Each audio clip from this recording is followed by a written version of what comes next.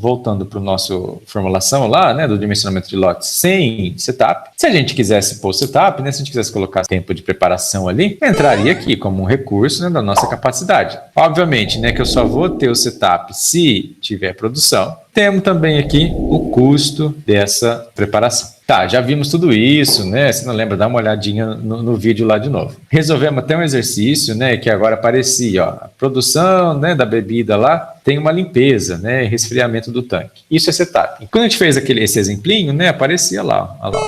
Variáveis de setup aqui, né, os custos de setup aqui. O que a gente está preocupado aqui? Em ver como é que a gente aplica Dantas-Wolff nesse problema. A gente viu que deu para aplicar lá no dimensionamento de lote sem tempo de preparação. Será que dá para fazer a mesma coisa aqui? É simplesmente sair, né, aplicando Dantas-Wolff? Porque, olha, qual que é a diferença crucial? A gente tem variáveis binárias agora. Antes a gente tinha variáveis só contínuas. Agora o setup é uma variável inteira aí, é uma variável binária.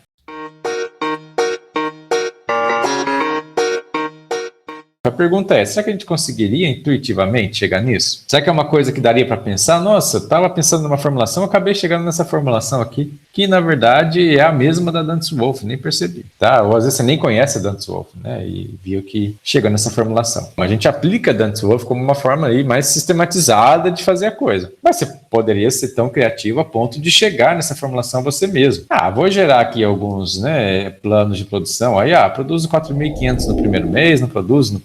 Aí, como eu produzi 4.500, né, o estoque é consequência. Eu entrego quanto eu tenho que entregar, me sobra essas quantidades em estoque aqui, que eu vou controlando só o estoque. O outro produto não, eu produzo 400 e entrego, ou seja, não tem nenhum estoque. Depois produzo 1.400, entrego, fica um estoque de 800 para o próximo mês. Transformaria isso em colunas, ó, e colocaria lá. Tá? Pode ser que eu nem tinha usado decomposição de Dantas-Wolff para chegar nessa ideia. E, de fato, há um bom tempo atrás, lá em 1958, teve uma pessoa que chegou, tá, nessa formulação, não exatamente nessa, né, mas uma formulação aí bem próxima, com os principais pontos aí que a gente tem nessa, manualmente aí, né, usando a criatividade sem usar a decomposição de Dantas-Wolff, que foi o main aqui, né, e aí ele falou, olha, eu tenho aqui um problema, né, de lot sizing aqui. No caso dele, né, ele estava mais preocupado, ó, com horas extras dos trabalhadores e ele tinha custo de setup também. E aí o que ele fez? Ele pensou numa forma em que agora ele define quanto que eu preciso aí, né, dessa mão de obra no período T, né, para fazer aí essa alternativa, a J-ésima, né, alternativa de produção, sequência de produção. Então, veja que ele definiu aqui, né, uma sequência de produção aí, né, alternativa J. Era nada mais do que essa coluna que a gente tem. É uma forma, tá, de produzir. Então, se você quiser produzir dessa forma, quantas horas você vai precisar? A preocupação maior dele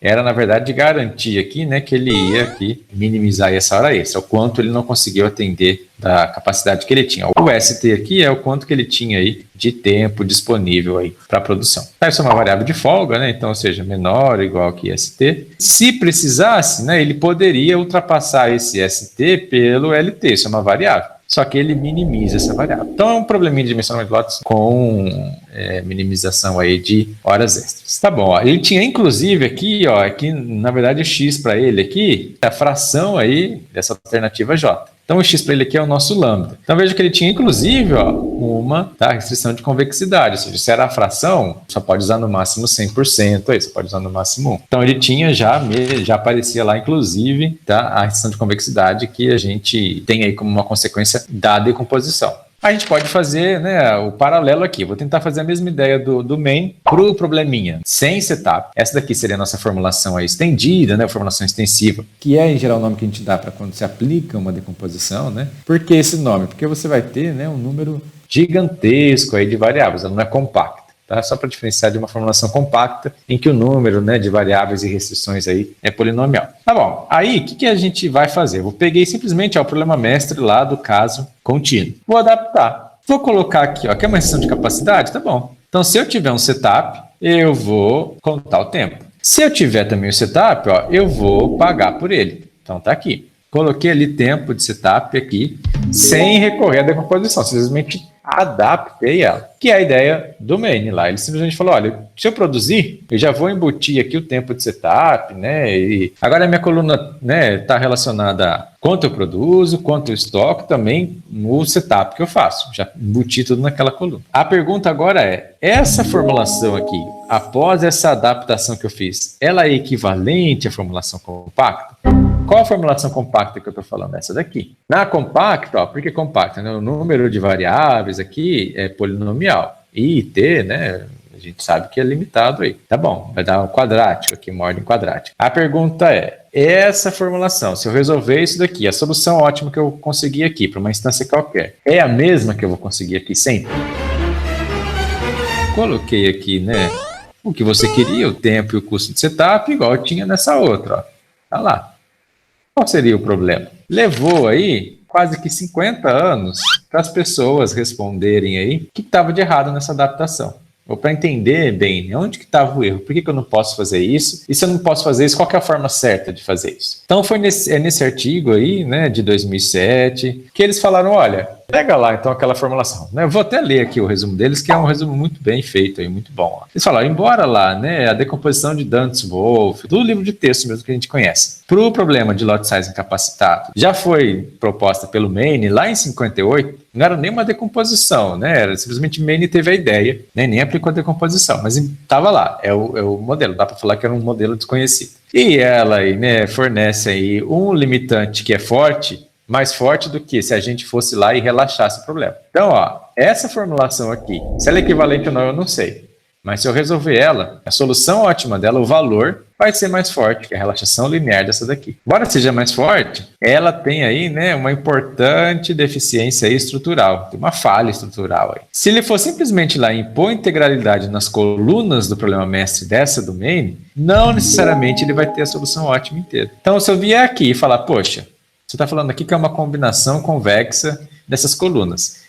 Mas o setup tem que ser inteiro, e você não tem nada de inteiro aqui. Você fala, então tá bom, então eu vou simplesmente falar lambda aqui, 0, 1. Você fala, não, mas também não adianta, porque agora posso ter uma solução aqui que não é ótima, eu perdi o ótimo. Então eles sabiam que tinha alguma coisa errada, ele falou, olha, se você faz isso, se você simplesmente impõe integralidade no mestre ali, não vai ser ótimo. Por quê? Ele vai ter algumas soluções aqui, né? Os pontos extremos que eu vou conseguir gerar são, né, só pontos extremos que satisfazem essa propriedade aqui de Wagner-Wittig, que é a mesma que a gente consegue resolvendo o problema lá no caso contínuo. Só que para o problema inteiro aqui, eu tenho que ter outras colunas, só essas não são mais suficientes. A gente vai entender por quê, ou seja, eu preciso de mais alguns pontos extremos. Pontos extremos ótimos lá do subproblema não vão ser mais suficientes. Essa é a mensagem aqui. Então ele fala, ó, a principal contribuição desse artigo, né, responder uma questão aí que não está respondida por mais de quase aí, né, na verdade, 50 anos. Se essa formulação do Maine não é equivalente ao problema original, né, com o setup, aquele modelo compacto, qual que é a formulação correta? Então, ou seja, né, um artigo bem interessante aí, que vale a pena aí dar uma lida nele, né. E aí, o que eles fizeram? Pegaram o problema original e aplicaram no Dantes-Wolff. O que o Maine não fez, tá? Porque o Maine, na época, nem, né, sabia de Dantes-Wolff, ele simplesmente fez tudo intuitivamente. Mas se você pegar o cara original, o probleminha compacto, aplicar Dantes-Wolff nele passo a passo, você vai conseguir agora uma formulação correta aí, né. Então, esse é um recado importante também, né. A gente consegue várias coisas intuitivamente? Consegue. Mas cuidado. Porque pode estar falhando, você pode estar se enganando aí no meio do caminho, que aconteceu com o Maine. Né, ele teve a ideia, uma ideia fantástica, nossa, para a época era, né, revolucionária, aí, ninguém pensou em nada parecido. Mas, né, com o passar do tempo a gente viu, olha, calma, ele pulou um passo aí que era uma decomposição, né, todo um método, toda uma sistematização desse conhecimento, mesmo porque nem existia na época. Então, mas é importante a gente, uma vez que tem, agora aplicar. E aí, quando aplicaram, que foi esse caso aqui, viram que não, tem coisa faltando. Então, vamos ver o que é coisa faltando. Ó. O interessante desse artigo aí é que eles, né, agora do Degreve e Jones aqui, é que eles usaram exatamente o dimensionamento de lotes clássico, o dimensionamento de lotes com o tempo de preparação clássico, que é o que a gente viu lá no vídeo, que é o que a gente viu no exercício. E aí, o que eles fazem? Ó, colocam dentro do XI dentro lá do meu conjunto, as restrições lá, né, de cada produto I. Então tá aqui, igual a gente fez lá para o caso, né, contínuo. A diferença aqui é que, né, tem as variáveis de setup, que são as variáveis Y, variável binária aqui, a gente vê aqui ó, a restrição aqui do setup. S para ele é o estoque, SIT aqui, então estoque. Então é exatamente o mesmo, só mudou a anotação aqui em relação ao estoque. Então, ó, tenho lá o problema compacto, ó lá, tempo de preparação, custo de preparação, setup. Esse daqui já é o problema mestre dele aí, ó, Z, aqui, a gente vai fazer esse passo a passo, tá? Estou só mostrando a ideia. Z é o nosso lambda, tá? Eles usam uma notação um pouco diferente. Mas veja que para ser equivalente, o que ele teve que fazer? Ele teve que deixar lá no problema mestre, ó, a informação das variáveis originais. É isso que a gente vai ter que fazer. Como eu tenho integralidade no y, eu não vou simplesmente, né, pegar, fazer uma mudança de variável e esquecer as variáveis antigas. Eu vou ter que continuar, né, mantendo o vínculo entre as variáveis novas e as antigas. Então, quando chega no final, ó, para ser equivalente, eu tenho a variável z, que é o lambda, mas eu tenho agora o y, que é a variável original. Então, vai ficar uma coisa meio misturada agora os problemas. Vamos fazer passo a passo aqui para ficar claro, ó.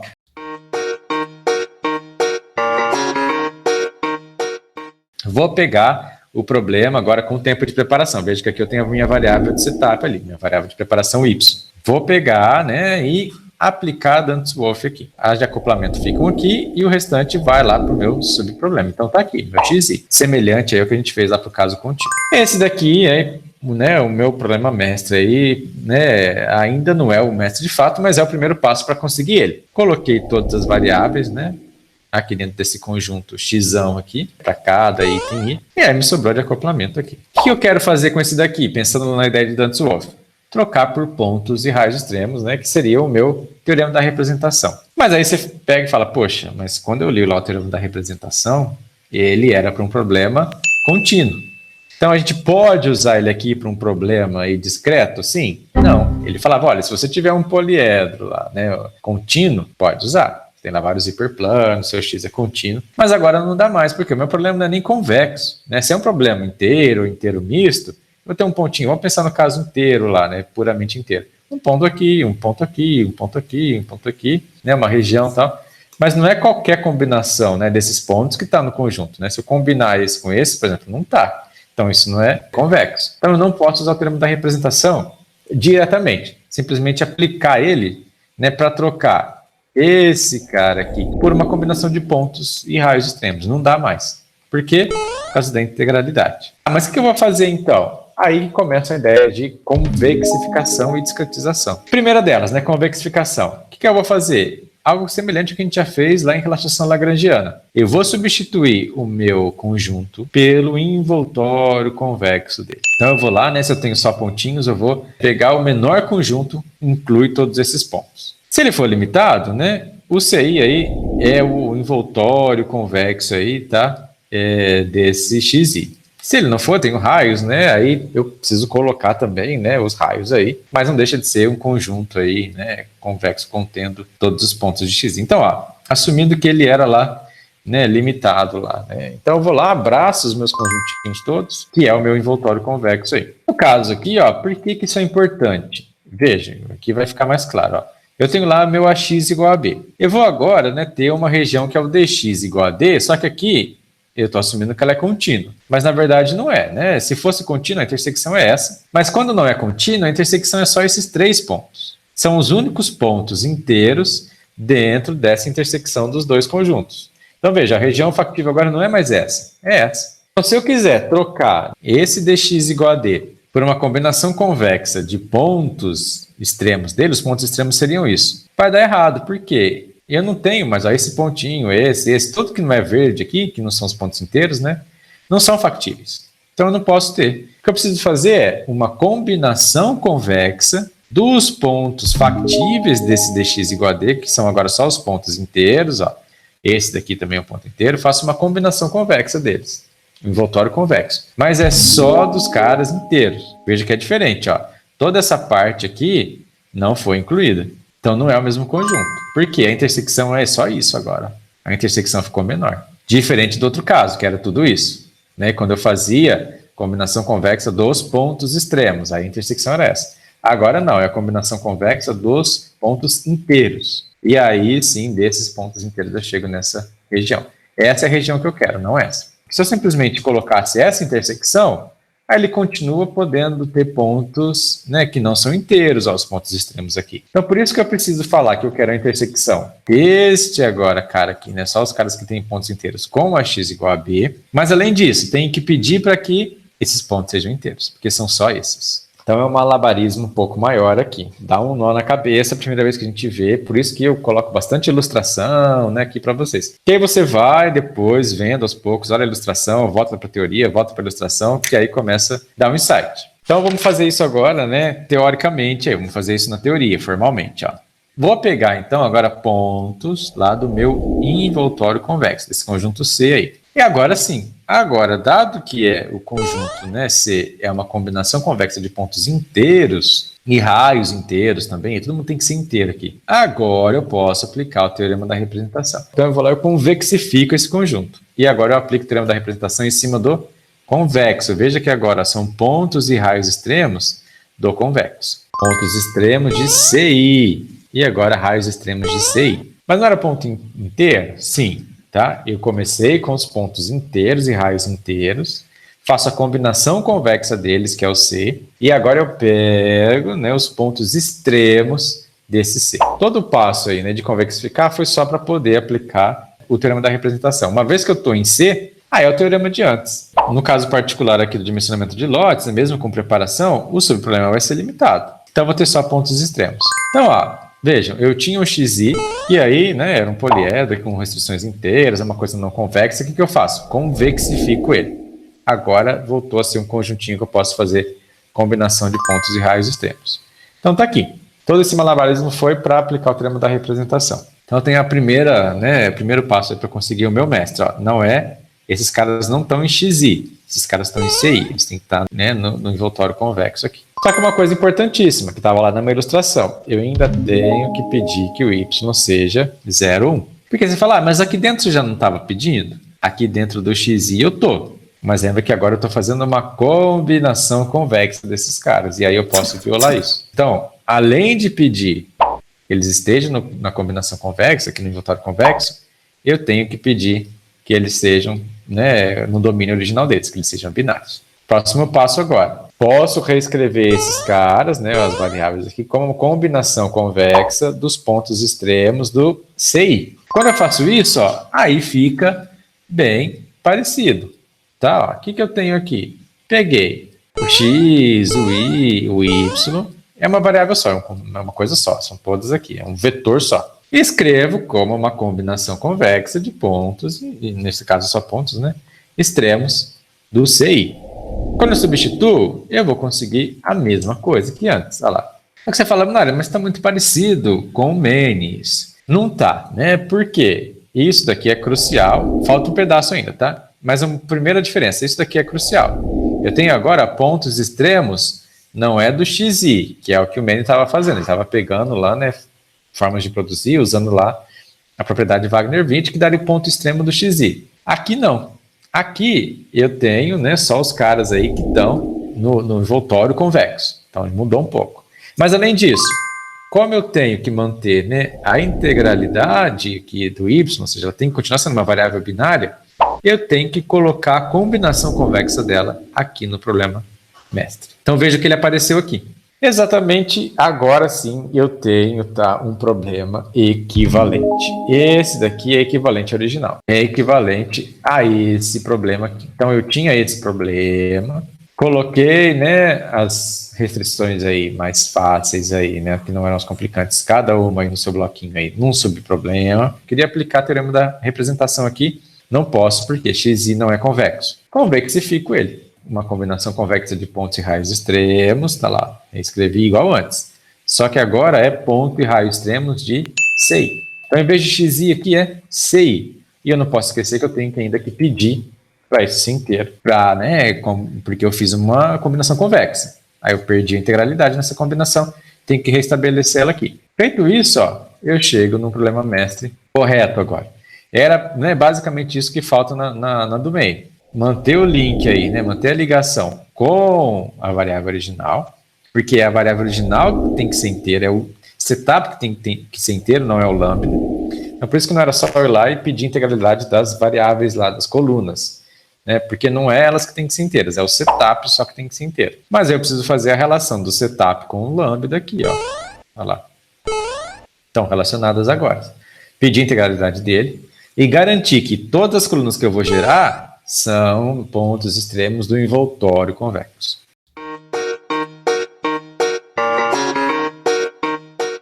Tá, vou fazer agora para o caso aqui geral, restrições de acoplamento, estrutura especial. Vou colocar a estrutura especial lá no conjunto X. Convexificação, o que eu vou fazer? Pega agora todos os pontos inteiros e consegue aí fazer uma combinação convexa deles. Então agora o X está em C.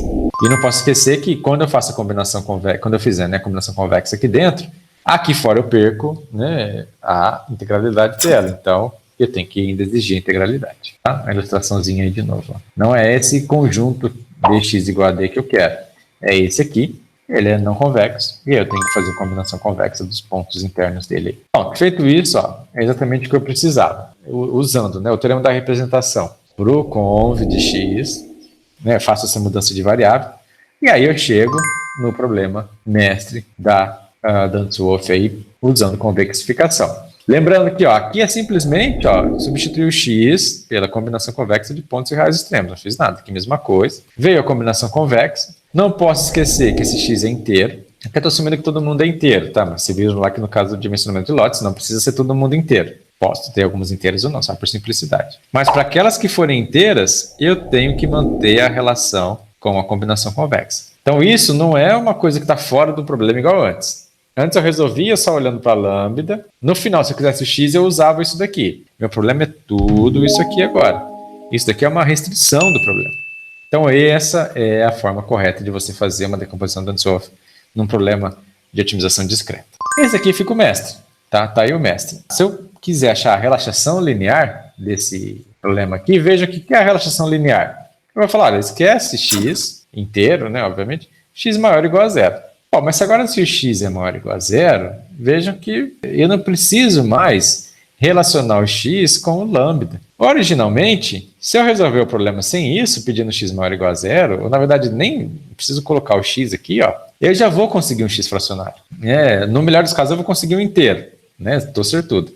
Mas se eu resolvesse só isso daqui, eu vou conseguir um lambda fracionário, que possivelmente vai ser um x fracionário. Essa relação eu posso ver depois. Eu só incluí isso aqui no mestre porque eu queria pedir integralidade. Então a relaxação linear desse problema aí é o problema mestre, né, que eu conseguiria já fazendo a relaxação linear desde o começo. Ou seja, sem, né, me preocupar aí com a integralidade do x. Ainda tem uma diferença. Aqui, ó, esses são pontos e raios extremos do envoltório convexo. Mas a relaxação linear desse problema mestre aqui, ó, com as restrições de integralidade e tudo mais, a relaxação linear desse é simplesmente tirar o x fora. É simplesmente esquecer isso. Por quê? Eu só incluí esse cara porque eu precisava que ele fosse inteiro. Ele fracionário, né, ele contínuo, eu já tenho de graça resolvendo só olhando para o x. Aí eu faço essa continha a posteriori, faço ela no pós-processamento. É a única forma de fazer por convexificação? Não, tem discretização. Eu posso aplicar a discretização aqui. Essa ideia de discretização, ela nasceu um pouco depois, tá? Foi mais aí nos anos 90. Convexificação já é mais antiga, mas discretização já é mais recente. É uma ideia que a princípio você fala, nossa, não faz, que ideia, né? Não faz muito sentido, mas que na teoria vai ser, né? Vai dar aí o mesmo ferramental que você tem com a convexificação. Então ela é uma alternativa à convexificação. Qual que é a diferença dela? A discretização, em vez de você trocar, né, o x pelo envoltório convexo dos pontos inteiros, você troca o x pelos próprios pontos inteiros. Como assim? Ó? Eu vou lá, pego todos os pontos inteiros dele e todos os raios extremos inteiros dele. Um raio extremo inteiro, eu coloquei aqui porque é uma coisa que a gente não definiu ainda. Né? Um raio extremo inteiro é simplesmente um raio extremo com as coordenadas inteiras. Sempre possível conseguir um, só você fazer uma mudança aí de coordenada, assumindo que a gente, né, não tem nenhuma coordenada irracional aí, mas se você tiver uma coordenada racional, você sempre consegue aí um raio extremo inteiro. Se ele for limitado, obviamente, né, esse D não vai ter raio extremo inteiro, vai ser só pontos, só que ele vai ser a enumeração de todos os pontos de x. Então eu vou colocar ali, ó, quem que é o meu x aqui agora? O x vai pertencer a essa discretização do xão. Mas o que é então essa discretização? Eu vou trocar a variável x por uma combinação de pontos inteiros e raios inteiros. Tem que ainda garantir que a somatória desse lambda seja 1, mas o lambda é binário. É por isso que eu falei, é uma coisa meio estranha quando você vê a primeira vez. Lá na convexificação fazia sentido. Você fala, eu vou pegar uma combinação convexa de vários pontos. Aqui não. Se você tem uma coisa que soma 1 e é binária, você vai pegar 1. Então, no final das contas, ele está falando, olha, isso é uma combinação aí, né, de pontos inteiros, mas eu só vou escolher um deles. Então, o x vai ser um dos pontos inteiros mesmo. Se você só trocou. Você trocou uma região por ela mesma. A diferença, obviamente, é que antes era um poliedro. X aqui era um poliedro. Agora não, agora eu vou enumerar todos os pontos inteiros dele, vou pegar só os pontos inteiros e vou fazer uma escolha, praticamente. Tá? Não é nem uma combinação, porque tem a soma dá 1 e ele é binário. Então eu vou escolher um único ponto inteiro para representar x. Por isso que eu preciso de todos os pontos inteiros aqui. Quando eu substituo no problema original, o que acontece? Eu vou ter agora os pulsos desse ponto extremo, vou ter, né, a coluninha aí relacionada a esse ponto extremo. A diferença é que agora o lambda é binário. Quando eu fiz lá a convexificação, o lambda era uma variável contínua, porque ele era exatamente a combinação. Pode ser 0,25, 0,75, 0,3, 0,3, 0,3, 0,1, né? Enfim, alguma combinação. Aqui não. Aqui tem que ser binário. Eu vou ter todos os pontos extremos aqui em colunas, raios inteiros extremos também. Errou! Desculpa. Eu vou ter todos os pontos inteiros como colunas aqui, todos os raios extremos inteiros como coluna aqui, e vou escolher um deles. É uma outra ideia, tá? Uma outra ideia de explicar aí como fazer Dantzsch-Wolff. Quando eu faço a relaxação linear, que eu consigo exatamente o mesmo problema que eu consegui lá na convexificação. Ó, se eu fizer a relaxação linear aqui, tira esse cara. Quem que vai sobrar? Lambda Q maior ou igual a zero, μr maior ou igual a zero. A relação linear desse cara, quando eu tenho discretização, é a mesma relação linear do problema mestre quando eu faço convexificação. Se eu fizer por discretização, se eu fizer por convexificação, tudo no final das contas vai ser a mesma coisa. É só uma forma aí de você, teórica correta, de você fazer o passo a passo aí.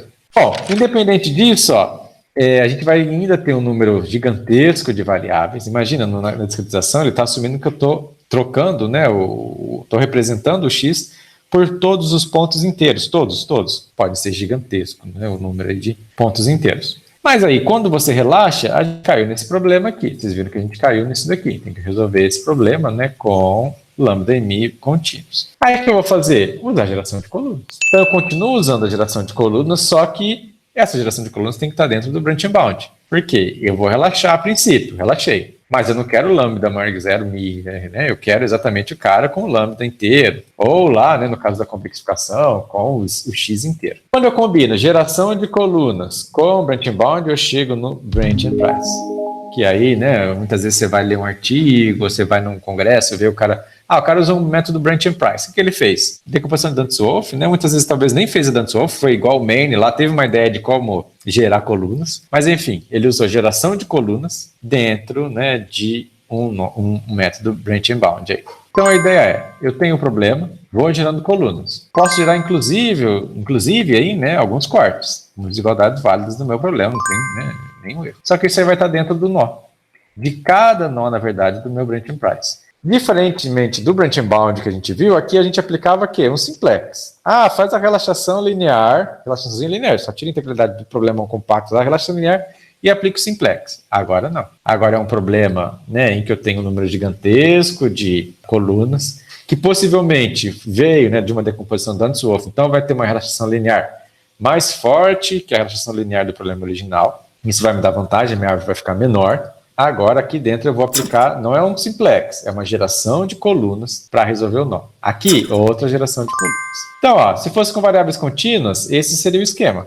Tenho lá o problema enorme, decomponho ele e fico lá, alternando entre problema mestre e problemas, e uma hora eu vou convergir para uma solução ótima. A diferença entre resolver os dois é que talvez aqui eu consiga explorar, né, essa decomposição, fica um problema aí, né, mais fácil de resolver, mas no final das contas eu estou resolvendo o mesmo problema contínuo dos dois lados aqui que vão dar o mesmo valor ótimo. Quando eu tenho variáveis discretas, a coisa muda um pouco.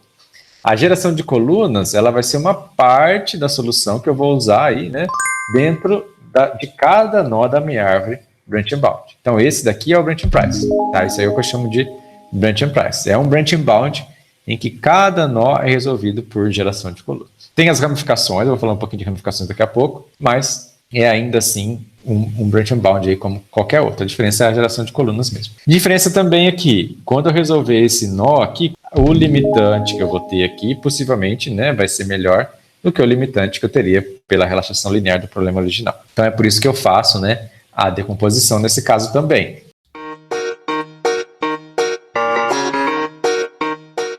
Falando agora um pouco de história aí. O que eu tinha para falar de, né, Dan Swolf para a programação inteira é isso. Agora é com vocês aí sentar, respirar fundo, né, repassar cada um desses passos, olhar as ilustrações e se convencerem aí. Artigos que são essenciais, né, para conhecer bem. Um deles já está mais velhinho, mas foi o primeiro deles aqui, o primeiro review aí, né, a primeira revisão de Branch and Price, a primeira revisão de geração de colunas para problemas de programação inteira. Veja que eles usam aqui, né, huge, tem que ser gigantescos, tá? Então esse daqui eles pegam uma revisão e falam, olha, até o momento o que já saiu aí de Branch and Price, né, e vamos falar sobre isso. Então é um artigo ainda muito, tá, interessante, muito citado ainda. Tem depois, né, esse daqui que já é mais recente, saiu, né, alguns anos depois, mas que também é um artigo assim essencial para ler, resume muito bem, né, toda a literatura até aquele momento ali sobre geração de colunas para problemas de programação inteira. Então esse daí também é um artigo aí fantástico. Tem esse outro artigo que é muito bom, que aí ele é legal, que além de, né, ser um pouco mais teórico, assim, fala, né, de tudo aí da parte. Os outros são mais de revisão. Esse daqui vai um pouco mais, desce mais, né, um pouco mais didático para falar, explicar os métodos. Ele tem várias ilustrações nele que ajudam a entender bem aí. Eu lembro quando eu li esse artigo, abriu bastante a minha mente aí para entender, né, essa relação de mestre com subproblema, de aí põe variável discreta, não põe convexificação, essas coisas que vai mudando. Então esse é um artigo muito bom, também recomendo esse daí. E é óbvio que tem um livro inteiro de geração de colunas, tá? Uma bíblia aí. O principal que vocês precisam saber aí de geração de colunas, para quem vai trabalhar com isso, né, Dan Swolf, está nesse livro. Então também é uma leitura aí importante. Vamos falar um pouco de ramificação. Por quê? A ramificação num branch and price, né, ou num branch and pricing cut, né, o cut que é quando gera desigualdades válidas, né, adicionais aí, ela não é tão trivial assim, não que no branch and bound seja trivial. A branch and bound ela pode ser bem complicada, mas aquela regrinha de que, pega uma variável, fala ela igual a zero aqui, fala ela igual a 1, não, maior que um valor aqui, menor que um valor ali, não vai funcionar tão bem aqui. Em geral, ramificar diretamente nas variáveis lambda aí vai ter várias desvantagens. Primeira delas, bom, se você faz de um lado da árvore, né, você fala, olha, resolvi aqui, apliquei, né, geração de colunas, resolvi tudo bonitinho, cheguei aqui numa solução em que o lambda 3 é igual a 0,5. Aí eu quero que o meu lambda seja binário, que ele seja 0,1. Tá bom, vamos ramificar aqui. Então nesse lado eu vou pedir lambda 3 igual a 0 e desse outro lambda 3 igual a 1. Em geral isso não é uma boa ideia. Na verdade, raramente isso vai ser uma boa ideia. Por quê? Se você desse lado aqui, né, impôs que o lambda 3 seja 0, o que vai acontecer? Quando você impuser isso lá no seu problema mestre, resolver ele, pegar a dual, o seu problema vai te dar essa mesma coluna com outro nome. Então vamos supor que você tinha lá, né, 100 colunas, né, e a terceira lá, né, a lambda 3, foi a que você falou, olha, essa coluna agora, né, a variável aqui vai ser 0. O que ele vai fazer? A 101 que ele vai gerar é exatamente a mesma coluna, uma cópia da coluna. Ele vai pegar a 3 aqui, vai ser a mesma. Vai ser o mesmo ponto extremo. Só que ele vai chamar de lambda 101. Você vai falar, é outra variável, mas é a mesma coluna. A não ser que você vá lá no subproblema e fale, olha, está proibido gerar essa coluna. Então veja que não seria só uma mudança no mestre. Se no mestre você falar, olha, lambda 3 igual a 0, ele vai gerar a mesma coluna com outro nome. Ele vai roubar e vai falar, olha, tem uma coluna nova aqui para você com custo relativo negativo. Só que na verdade é a mesma com outro nome. A não ser que você vá lá no subproblema e fale, não gere exatamente esse ponto extremo. Então você teria que pôr uma restrição. Tem como, você faz uma restrição lá que fala, não gere exatamente esse ponto extremo. Só que isso é bem conhecido na literatura por danificar a estrutura, tá? Comprometer a estrutura do subproblema. Como assim a estrutura? Em geral, o subproblema é resolvido por aí algum algoritmo específico, né? Não é simplesmente um MIP, né? A gente estava falando, olha, tem que ter um algoritmo bom lá, né, para resolver o seu subproblema. E aí, quando você tem uma coisa desse tipo, né, que você quer evitar uma única solução específica, pode ter que alterar bastante coisa no seu algoritmo, ele vai ficar mais difícil de resolver o problema, né? O desempenho do algoritmo vai piorar. E isso acontece muito. Tá? Você fala, eu não quero só essa solução. Aí depois você fala, eu não quero só essa agora. Aí você realmente ficou aparecendo, sei lá, eu não quero só essa. Vai ficando difícil resolver, tá? O desempenho do seu subproblema vai piorando aí consideravelmente. Por outro lado, se você impõe o lambda j igual a 1 na árvore, você está tomando uma decisão muito forte. Você está falando, olha, essa coluna vai, essa coluna está na solução. Pensando lá no dimensionamento de lotes, vou produzir dessa forma, e acabou. É uma decisão pesada. Pode deixar a sua árvore bem desbalanceada. Então, de um lado aí, no zero, você está fazendo uma mudancinha pequena. Você está falando, eu não quero só essa solução específica, tá? Só esse ponto extremo, esse ponto inteiro específico lá do subproblema. Só não me dá esse. Dentre 1 bilhão de pontos, eu só não quero esse. Do outro lado, aqui você está falando, olha, eu quero exatamente esse. Então, você já tomou uma decisão bem pesada. Desse 1 bilhão, você escolheu um. Então, a árvore fica desbalanceada. E, além disso, nesse ramo aqui, tá, você vai danificar a estrutura do problema. Você vai deixar o problema cada vez mais difícil de resolver e difícil mesmo, tá? Vai deteriorando muito rápido. Ramificar em lambda não é uma boa ideia. O que o pessoal geralmente faz? Ramifica nas variáveis originais. No caso do dimensionamento de lotes, lá, por exemplo, que eu tinha lá, né, a variável de setup 0,1. O que eu vou fazer? Eu vou ramificar nela. Eu posso ter ela lá no meu problema mestre, igual eu coloquei para vocês, ou eu posso nem ter no mestre, né? Eu fiz a relação linear, tirei ela do mestre. Então, ó, uma das formas é eu voltar com ela. Lembra que quando eu fiz a relação linear, eu tirei as variáveis originais do problema. Tá bom, e agora eu volto com uma específica, né? Ó, peguei lá o lambda ótimo, os pontos extremos e achei um y barra aqui, que é fracionário. Eu vou criar 2 nós em um, impondo que esse cara seja 0 e no outro que ele seja 1. Então, ó, resolvi por geração de colunas. Mas agora eu vou ramificar no y. Então, esse y e t 0 aqui, esse y e t igual a 1. Essa ramificação pode ser diretamente no mestre. Aí eu coloco, né, volto com essa restrição, né, e imponho isso no problema. Uma coisa que eu também posso fazer é colocar direto a identidade. Você não queria que, né, y e t fosse 0? Mas esse y e t, você sabe quem é, uma combinação convexa dos pontos inteiros, lá pontos extremos, enfim, né, dependendo se estamos usando convexação e discretização, desses lambdas. Então é isso daqui. Então eu posso colocar, ó, sem colocar a variável. Eu não incluí a variável y no problema, mas eu estou pedindo que ela seja 0 por meio dessa restrição. E do outro lado, a mesma coisa, ó. Eu coloco, né, em vez de ser y e t aqui, né, eu coloco ele como uma combinação convexa dos pontos extremos, ou pontos inteiros, e isso aí seja igual. Então essa é a ramificação. Então, em vez de eu falar que y e t é igual a 0, o que eu vou fazer? Coloco uma restrição. Y, Q, I, T, barra, né, lambda, I, Q, igual a 0. Tá? Para quê? É a mesma coisa que pedir, né?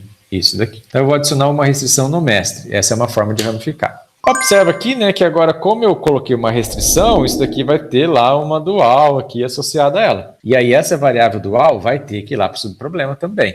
Então, ou seja, eu tenho uma restrição nova, tem um lambda aqui associado a esse custo, vai lá para o meu subproblema.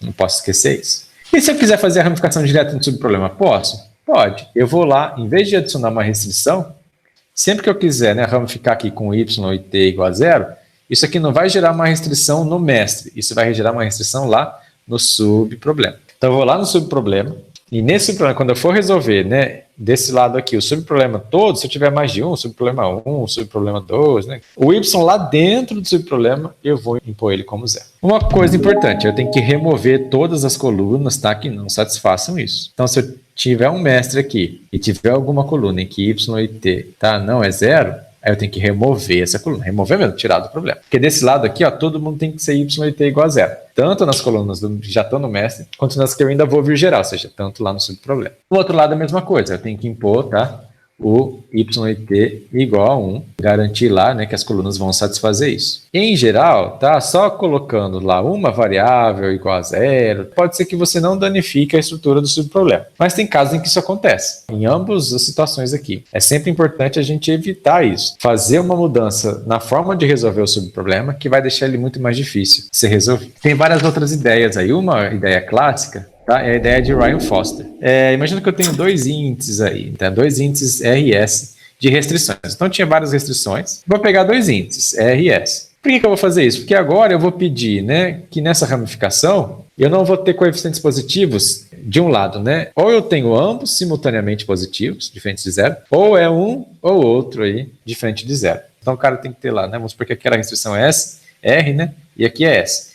Então, de um lado, eu vou ter que ter um 1 aqui e um 1 aqui, sei lá, coeficiente positivo qualquer. Então, só essas colunas em que, né, a outra coluna que fica, aqui tem um 2, aqui tem um 5, enfim. Só colunas com valores positivos. Do outro, apenas colunas em que pelo menos um deles seja nulo. Então, se eu tiver uma coluna que tenha 0, ela vai ficar para o outro lado. Se eu tivesse uma coluna aqui, aqui é 0, aqui é 3. Eu vou tirar essa coluna de um ramo, ela vai para o outro ramo. Então, em um filho, só as que têm coeficientes positivos nas duas linhas. No outro, só as que têm, né, em no máximo uma aí. Para que isso? Para particionar. Dá para fazer a minha partição de uma forma que consiga explorar aí o meu conjunto de soluções aí melhor. É uma forma de ramificar. Eu posso, inclusive, impor isso no subproblema, né? Porque se eu tenho duas restrições, R e S, um ponto extremo que gera um valor positivo aqui e um valor positivo aqui, eu posso ir lá no subproblema e falar, olha, não quero que você me dê pontos extremos cuja coluna vai dar positivo aqui e aqui simultaneamente. Isso é comum quando é um problema da mochila. No artigo lá, no primeiro artigo lá que eu mostrei para vocês, lá o de 98, eles comentam sobre essa regra. E eles, inclusive, falam, no problema da mochila, você está resolvendo um probleminha de scheduling